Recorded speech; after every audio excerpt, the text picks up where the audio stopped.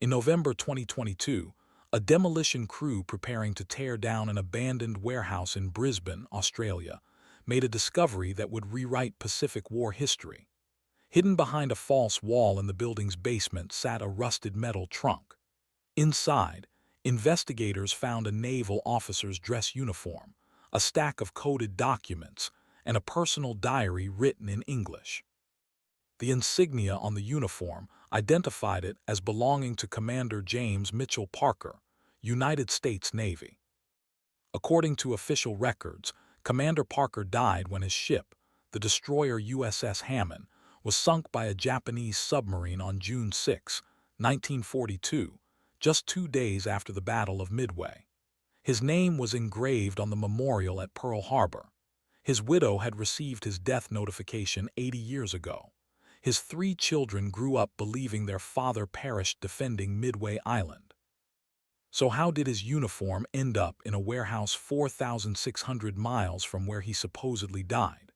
That discovery triggered an investigation that would expose one of the most closely guarded intelligence operations of World War II. If you want to see what investigators found in that trunk and how one commander orchestrated an impossible deception, hit that like button. It helps us bring more forgotten Pacific War stories to light. And subscribe if you haven't already so you don't miss what we uncover next. Now back to June 1942, when 3 American carriers faced the entire Japanese fleet at Midway. The commander nobody suspected. Commander James Mitchell Parker was not the kind of officer you'd expect to disappear. At 34 years old, he was known throughout the Pacific Fleet as a by-the-book destroyer officer with an impeccable service record. Born in Portland, Oregon in 1908, Parker had graduated from the Naval Academy in 1930, ranking 12th in his class. His specialization was anti-submarine warfare, and he spoke fluent Japanese, a skill he'd acquired during a 3-year posting to the American Embassy in Tokyo from 1936 to 1939. Unlike many of his academy classmates who came from naval families, Parker had worked his way into Annapolis from a working-class background. His father ran a lumber mill. His mother taught elementary school. He'd earned his appointment through sheer academic excellence and determination. That same drive defined his naval career.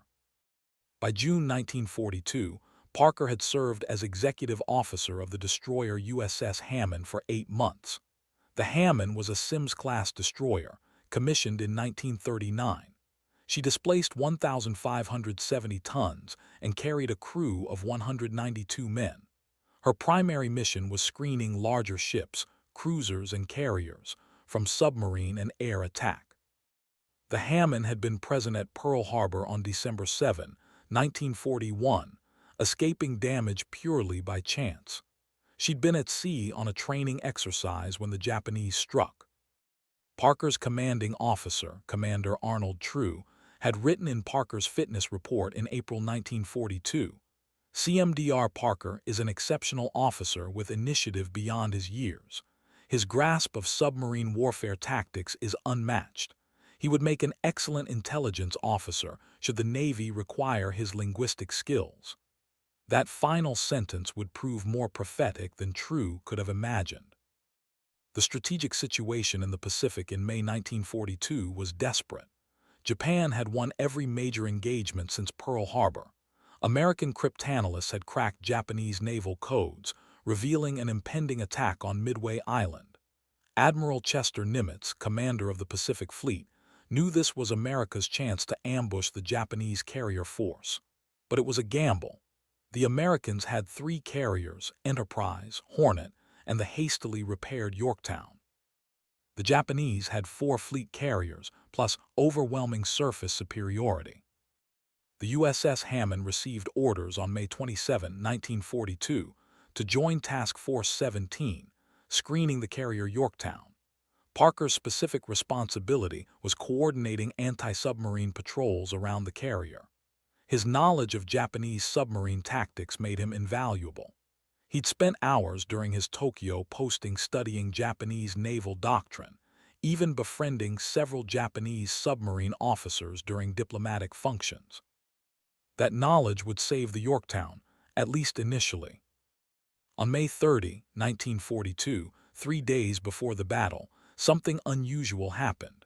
Parker received a confidential communication to report to Admiral Nimitz's headquarters at Pearl Harbor.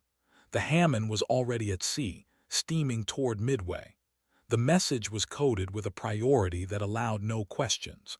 Parker was transferred via seaplane to Pearl Harbor, leaving his shocked crew behind. The Hammond's war diary recorded the incident matter-of-factly. 13:40 hours, Commander J.M. Parker departed ship via PBY Catalina for temporary duty Pearl Harbor. Lieutenant Henry Dobson assumes duties as executive officer. But there was no explanation for why the ship's second-in-command was being pulled off days before the most important battle of the war.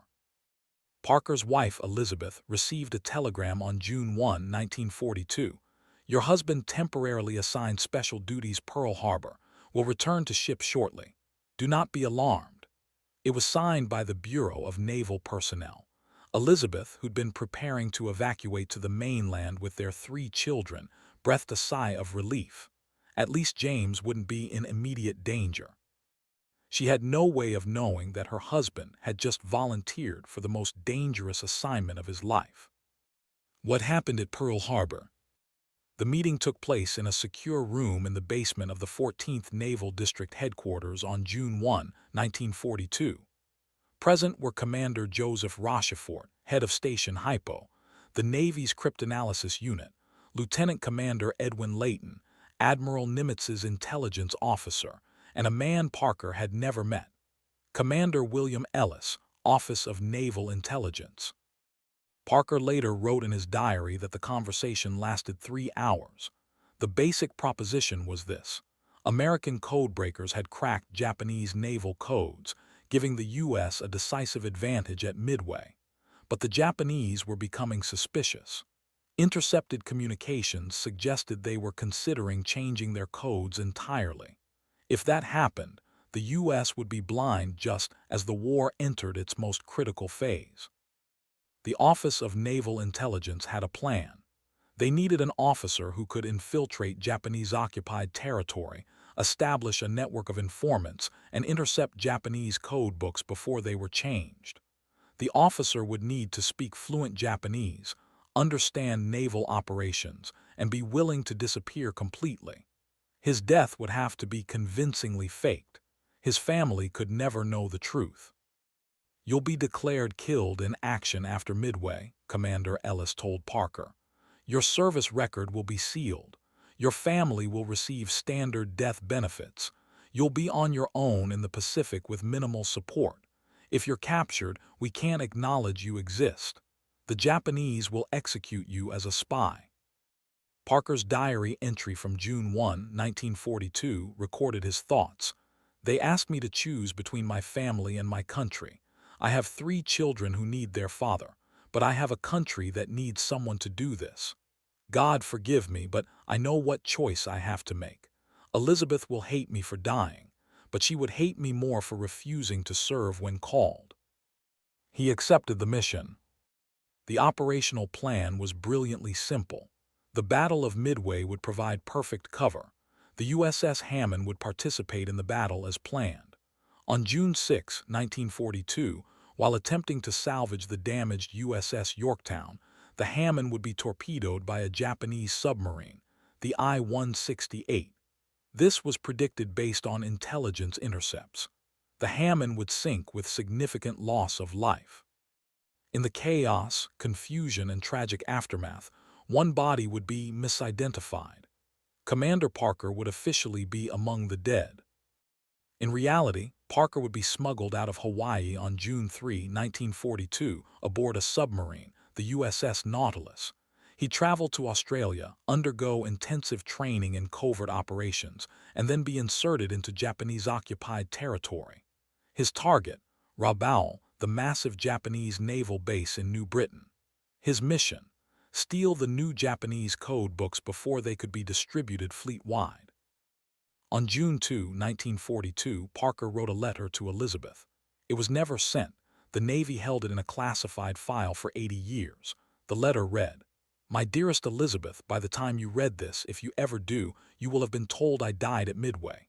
I need you to know that whatever happened, I loved you and the children more than life itself. I wish I could explain why I chose this path.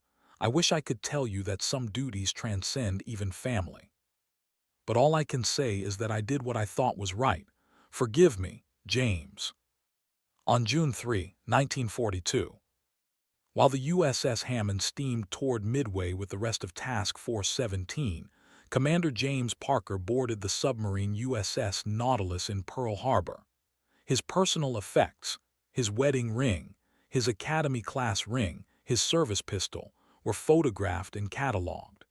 They would be recovered from the Hammond wreckage and sent to Elizabeth as his final possessions.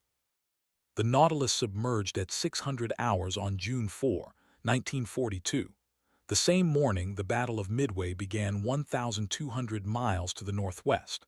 Parker spent the battle sitting in the submarine's cramped wardroom, listening to radio intercepts, knowing his shipmates on the Hammond were fighting for their lives while he sat safe underwater. His diary from that day contains a single sentence: "I have never felt more like a coward." On June 6, 1942, the USS Hammond was indeed torpedoed while providing power to salvage the crippled Yorktown. The submarine I-168 fired 4 torpedoes. One hit the Hammond directly amidships, breaking her back. She sank in 4 minutes. 81 men died, including Lieutenant Henry Dobson, who had assumed Parker's duties as executive officer. The Navy's casualty list, filed on June 8, 1942, listed Commander James Mitchell Parker as killed in action during salvage operations. USS Hammond, June 6, 1942. Body not recovered. Elizabeth Parker received the telegram on June 10, 1942. Her world ended. Her husband was dead, killed serving his country. She would raise their 3 children, Margaret, 8, Robert, 6, and Susan, 3, alone. The Navy provided her with a pension, a flag, and a posthumous promotion for James to captain. His name was added to the memorial at Pearl Harbor alongside the names of 81 other Hammond sailors who actually died that day. But Commander Parker wasn't dead. He was 3,000 miles away, preparing for a mission that would either win the Pacific War or get him killed for real. The Rabaul mission. The USS Nautilus surfaced off the coast of Australia on June 18, 1942. Commander Parker went ashore at a secure facility near Brisbane run by the Allied Intelligence Bureau, a joint American-Australian intelligence organization. For the next 3 months, he underwent intensive training in covert operations. His instructors were a mix of British SOE officers, Australian coastwatchers who'd operated behind Japanese lines, and American OSS operatives. Parker learned sabotage, silent killing, emergency medical treatment, radio operation, and how to live off the land in tropical jungle. He already spoke Japanese. Now he learned to think like a Japanese naval officer, to move through Japanese-controlled areas without arousing suspicion. The plan was audacious. Rabaul, on the island of New Britain, had been captured by the Japanese in January 1942. They transformed it into the most powerful naval base in the South Pacific.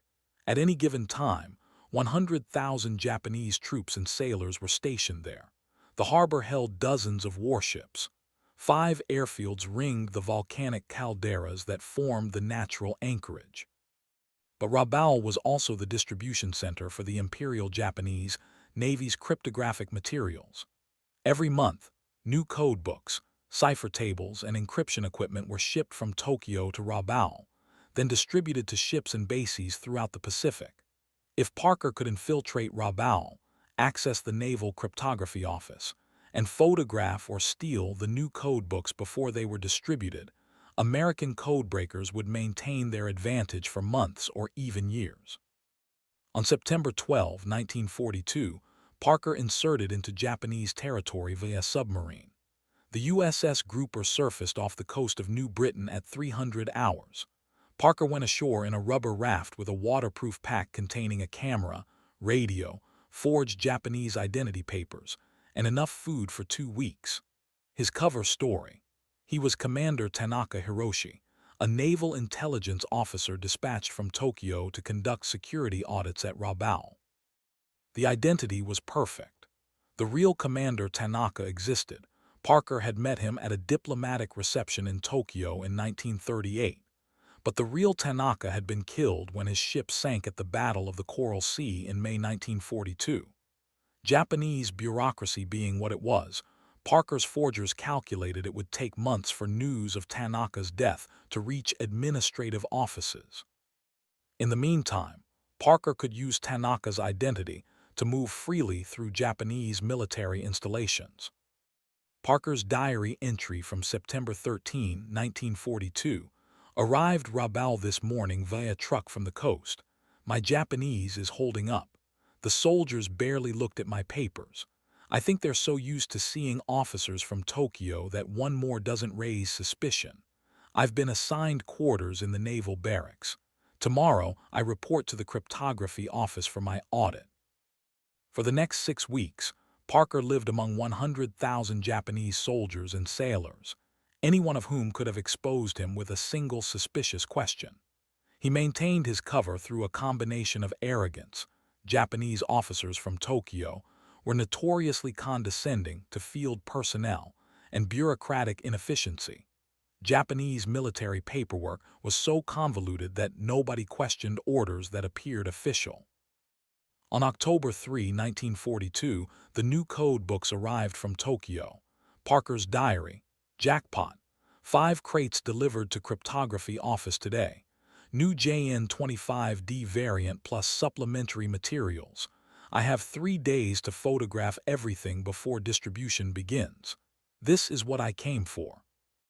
Working at night, after the cryptography office staff had gone to sleep, Parker photographed 2,847 pages of code books, cipher tables, and technical instructions.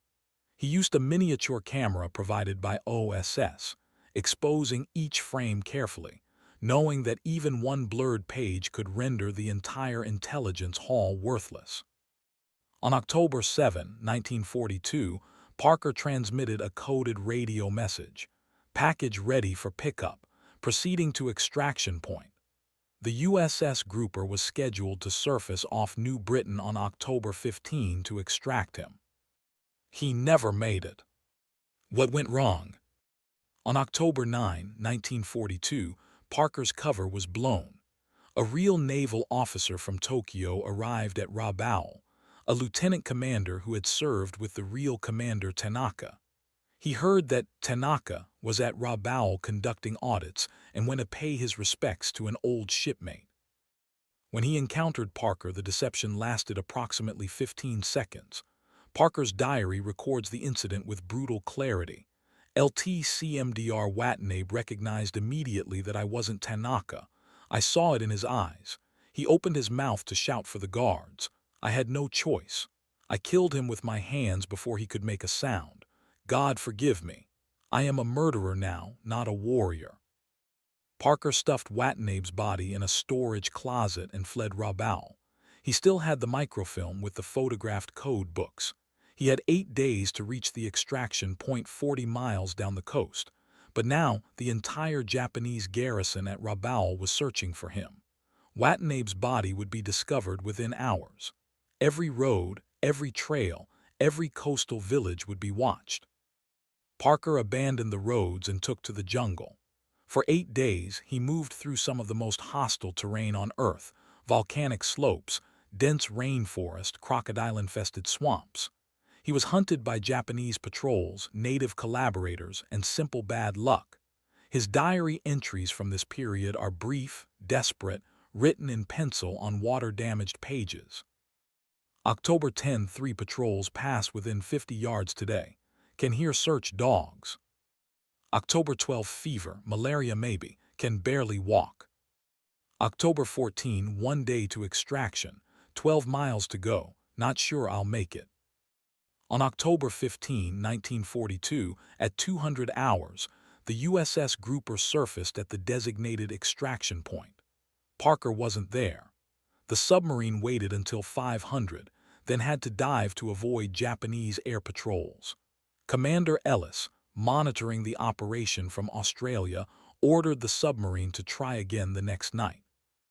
On October 16, at 200 hours, the grouper surfaced again. This time Parker was there. Barely. He'd crawled the last mile to the beach, delirious with fever, his uniform in tatters. A lieutenant and 2 sailors waded ashore, pulled him into a raft, and got him aboard the submarine just as Japanese searchlights swept the beach. Parker's last diary entry from New Britain, dated October 16, 1942, made extraction, have the codes, worth it, tell Elizabeth I'm sorry. The microfilm reached American cryptanalysts at Station Hypo on October 28, 1942. The intelligence haul was unprecedented. The photographed code books allowed the U.S. to read Japanese naval communications with near-perfect accuracy for the next 9 months. This intelligence directly contributed to American victories at Guadalcanal, the ambush of Admiral Yamamoto's plane in April 1943, and the Battle of the Philippine Sea in 1944. But the cost was invisible. Commander Parker was officially dead. His mission remained classified. His family mourned a ghost, and Parker himself, he never came home. The man who died twice. Parker recovered from malaria at a secure facility in Brisbane. By December 1942, he was healthy enough to resume operations. Commander Ellis debriefed him extensively, praising his success at Rabaul. Then came the difficult conversation. "You can't go home," Ellis told him. "Your death is too valuable to the war effort. If the Japanese even suspect you're alive, they'll change their codes immediately. Everything you accomplished at Rabaul becomes worthless." Parker's response was recorded in Ellis's official report. CMDR Parker understood the strategic necessity, but requested permission to contact his wife to tell her he was alive. Request denied. CMDR Parker accepted this decision without further protest, though clearly emotionally devastated. For the next 2 years, Parker ran intelligence operations throughout the Pacific. He inserted agents into Japanese-held territory. He coordinated with coastwatchers in the Solomon Islands. He planned sabotage operations against Japanese shipping. He became a ghost, a man without identity, without family, without official existence. His diary from this period reveals profound loneliness. An entry from March 1943 saw Elizabeth's name in a dispatch today. "She's been writing letters to the Navy Bureau asking for details about my death. They keep telling her my body was never recovered. If she knew I was alive, would she forgive me for letting her think I was dead? Or would she hate me for the lie?" In August 1944, Parker was conducting reconnaissance in the Solomon Islands when he contracted dengue fever. He nearly died. An Australian military doctor treated him at a field hospital on Guadalcanal. The doctor's notes mentioned that his patient, traveling under the alias John Morrison, kept calling out for someone named Elizabeth in his delirium. By early 1945, Japan was clearly losing the war. The Philippines had been recaptured. American bombers were destroying Japanese cities. Invasion of the home islands was imminent. Commander Ellis approached Parker with a question. "When the war ends, what do you want to do?" Parker's answer was simple: "I want to go home." But it wasn't that simple.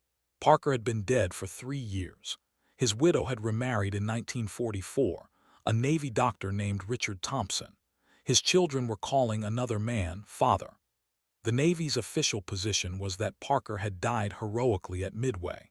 Revealing the truth would require acknowledging that the Navy had lied to his family, faked his death, and used him for intelligence operations while letting his wife and children believe he was dead.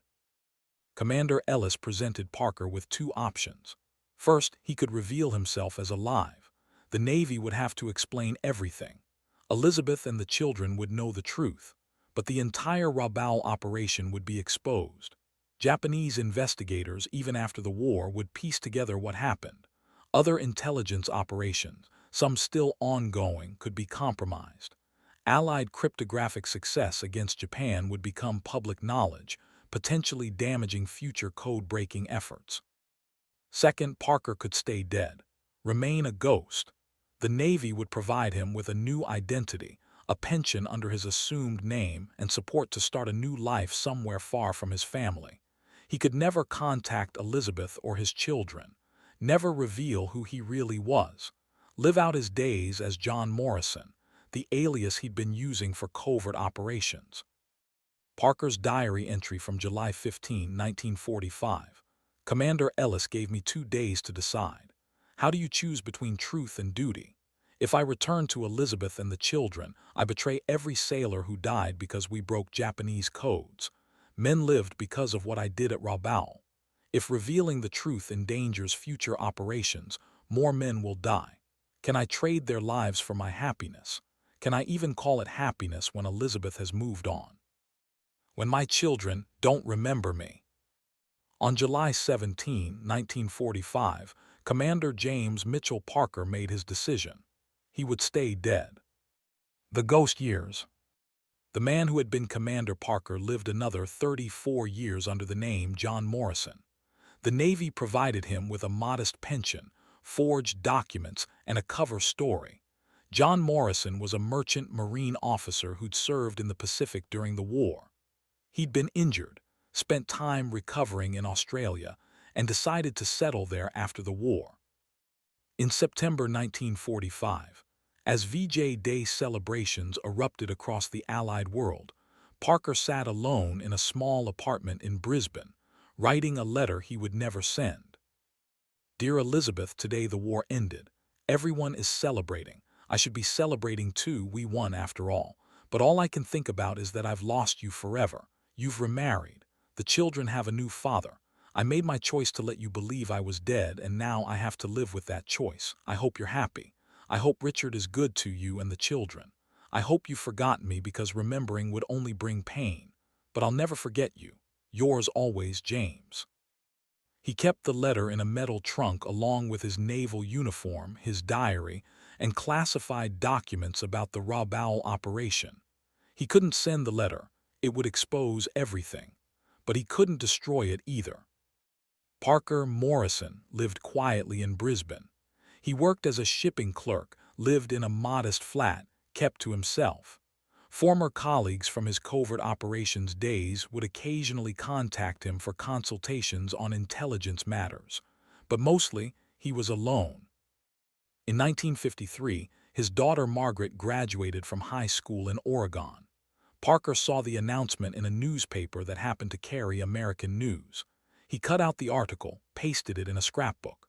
Over the years, he collected similar clippings: Robert's college graduation, Susan's wedding, Elizabeth's obituary in 1971. He followed his family's lives from 7,000 miles away, a ghost watching through dusty windows. His diary entries from these years are heartbreaking in their simplicity. November 22, 1963, Kennedy assassinated. Elizabeth would be devastated. She campaigned for him. July 20, 1969, men walked on the moon. Robert always wanted to be an astronaut. I wonder if he watched. December 15, 1971, Elizabeth died. Heart attack. Age 62. I should have been there. I should have grown old with her. Instead, I'm a stranger with newspaper clippings and regrets. In 1977, Parker suffered a stroke.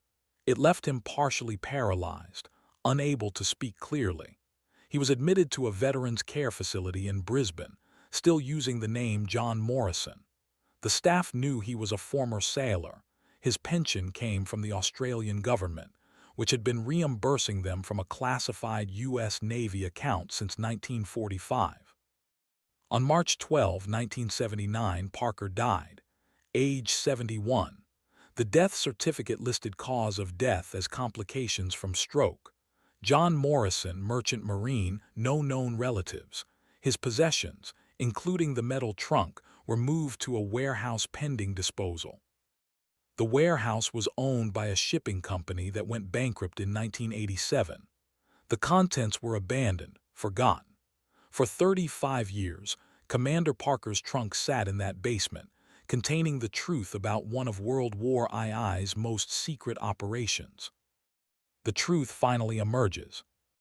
The demolition crew that found the trunk in November 2022 had no idea what they'd discovered. They thought they'd found old junk from some military veteran. But one of the workers, a history teacher who did construction work on weekends, recognized the significance of the uniform and documents. The Australian Defence Force was contacted. They examined the trunk's contents and immediately recognized the classified markings on the documents. The U.S. Navy was contacted. Within 48 hours, a joint investigation team had been assembled. The diary was the key to everything. Parker had documented his entire mission: Midway, Pearl Harbor, the meeting with Rochefort and Ellis, Rabaul, the extraction, his decision to stay dead, his lonely years as John Morrison. Every entry was dated, detailed, verifiable. On December 6, 2022, the U.S. Navy held a classified briefing at the Pentagon. Present were representatives from Navy Intelligence, the National Security Agency, and the Office of the Chief of Naval Operations. The Parker diary and documents were presented as evidence of a highly successful but unauthorized intelligence operation from 1940 to 1945. Unauthorized, one admiral asked. The operation was clearly approved by senior intelligence officers. Further investigation revealed the shocking truth. Commander Ellis had indeed been authorized to run covert intelligence operations, but faking Commander Parker's death and letting his family believe he was dead for decades. That had never been officially approved by anyone above Ellis's pay grade. Ellis had taken it upon himself to make that call, believing the strategic benefit justified the moral cost. Ellis himself had died in 1968. Most of the senior officers involved in the Rabaul operation were dead. The operation's files had been classified so deeply that even intelligence historians hadn't known about it. The entire affair had simply been forgotten, buried under layers of bureaucratic secrecy. On January 15, 2023, the Navy faced a decision: reveal the truth or keep it buried. Commander Parker's children were still alive. Margaret was 89, Robert 87, Susan 83. They'd lived their entire lives believing their father died heroically at Midway. Did they deserve to know the truth? Or would the truth, that their father had chosen duty over family, had let them grow up fatherless when he was actually alive, cause more pain than comfort? The decision was made to tell them. On February 3, 2023, Navy representatives met with Margaret Parker Thompson, Robert Parker, and Susan Parker Mitchell at a secure facility in Portland, Oregon. They were shown their father's diary. They were told the truth about Rabaul, about the codes, about his decision to stay dead. Robert Parker's first words: "He was alive all those years and never contacted us." Margaret Parker Thompson: "He chose the mission over us." Susan Parker Mitchell simply wept. The family was given their father's possessions: his uniform, his diary, the unsent letters he'd written to their mother. They were told that Commander Parker's actions at Rabaul had directly contributed to saving thousands of American lives. His sacrifice, while personal and painful, had been strategically vital. Robert Parker read his father's diary in its entirety over the following month. His conclusion, delivered in a public statement on March 15, 2023. "My father made an impossible choice. I'm not sure I could have done the same. I'm angry that he let us grow up without him. I'm proud of what he accomplished. Both things are true. Both will always be true." On June 6, 2023, the 81st anniversary of the USS Hammond's sinking, the Navy held a ceremony at Pearl Harbor. Commander James Mitchell Parker's name was removed from the memorial listing Hammond casualties. It was added instead to a classified memorial honoring intelligence officers killed in covert operations. Parker's 3 children attended. His grandchildren attended. His great-grandchildren attended. A 4-star Admiral read from Parker's diary. Some men die once in battle, heroes to all who knew them. I chose to die twice, once for the record, once for real, so that others might live. I don't know if I made the right choice. I only know I made the only choice I could. The final secret. The investigation into Parker's mission revealed one more secret, one that changed everything the family thought they knew. In the files recovered from the warehouse, investigators found a series of letters dated 1954-1956. They were correspondence between Parker, still using the alias John Morrison, and Commander William Ellis. In these letters, Parker revealed that he had attempted to contact his family in 1948. He'd written to Elizabeth, explaining everything, asking if she would take him back. He'd mailed the letter from Brisbane. Ellis had intercepted it. The letter never reached Elizabeth. Ellis's response to Parker, dated January 15, 1948. Your letter to Elizabeth was intercepted and destroyed. I know you believe the war is over and your sacrifice has been made, but intelligence operations continue. Japanese code-breaking techniques are now being used against the Soviets. Revealing your survival would compromise ongoing operations. Your duty isn't over. I'm sorry, but you must remain dead. Parker's response, you had no right. Ellis's final letter to Parker, dated February 1, 1948. I had every right. You volunteered for this mission knowing the cost. That cost includes staying dead. If you attempt to contact your family again, I will have you arrested under the Espionage Act. The war may be over, but your service isn't. Accept it and move on. Parker never tried to contact his family again. When this correspondence was revealed to Parker's children in April 2023, their anger shifted. Their father hadn't abandoned them entirely. He tried to come home. The Navy, specifically Commander Ellis, had prevented it. Susan Parker Mitchell. He tried. That changes everything for me. He didn't just choose duty over family. He chose duty, then tried to choose family and was denied. That's different. Robert Parker. Ellis is dead. We can't hold him accountable. But the Navy can acknowledge that what was done to our father and to us was wrong. On December 7, 2023, the Secretary of the Navy issued a formal apology to the Parker family. The apology acknowledged that while Commander Parker's mission at Rabaul was strategically justified and valuable, the decision to prevent him from reuniting with his family after 1945 was ethically indefensible and not in keeping with naval values. Commander James Mitchell Parker was posthumously awarded the Navy Cross for his actions at Rabaul.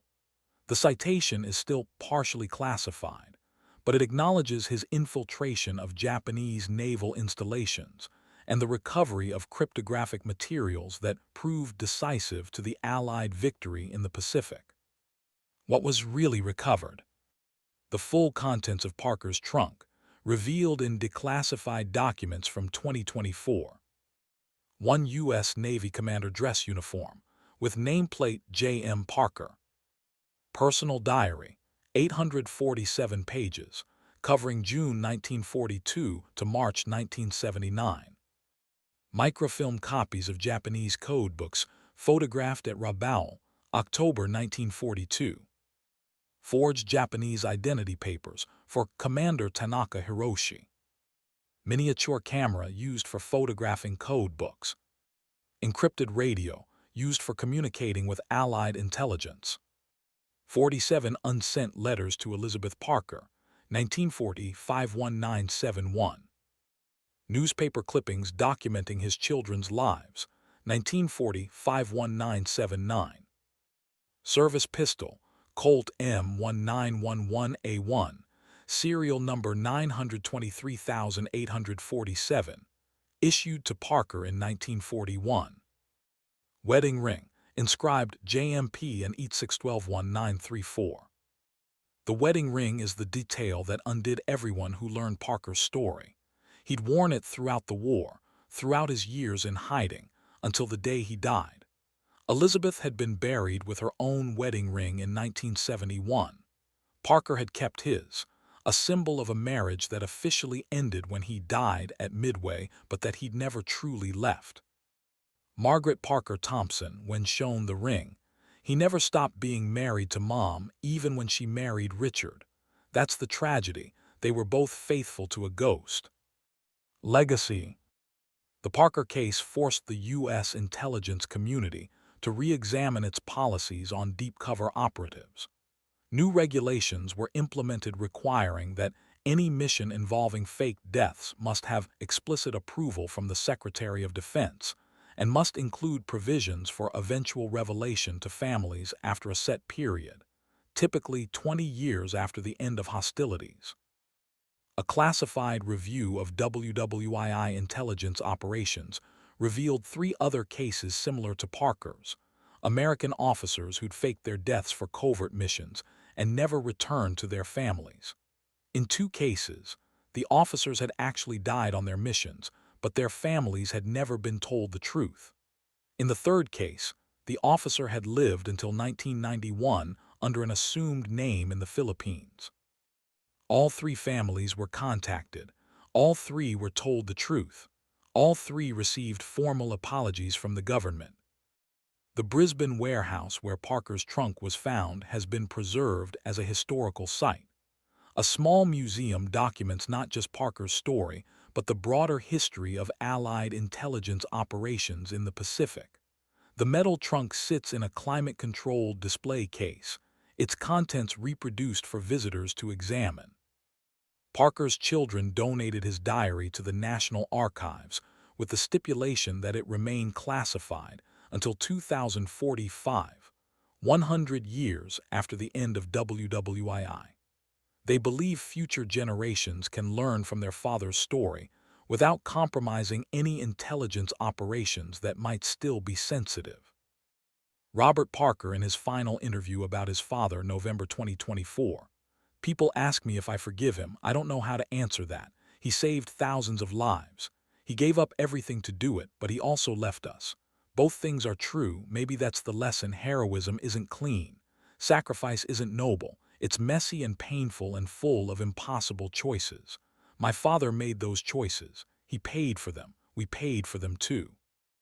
All I can say is that I understand why he did it, even if I'll never understand how he lived with it. The marker at Parker's grave in Brisbane, he was reburied with full military honors in 2023, carries a simple inscription. Commander James Mitchell Parker, United States Navy, 1908-1979. He died twice, so others could live once. Every June 6, on the anniversary of the USS Hammond sinking, flowers appear at the grave. Sometimes they're left by military personnel honoring a fellow officer's sacrifice. Sometimes they're left by Parker's grandchildren and great-grandchildren, who never met him but know his story.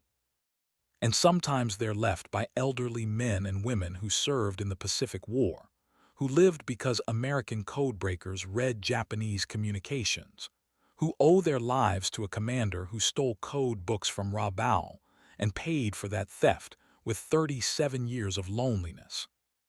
The war ended in 1945, but for Commander James Mitchell Parker, the war never ended.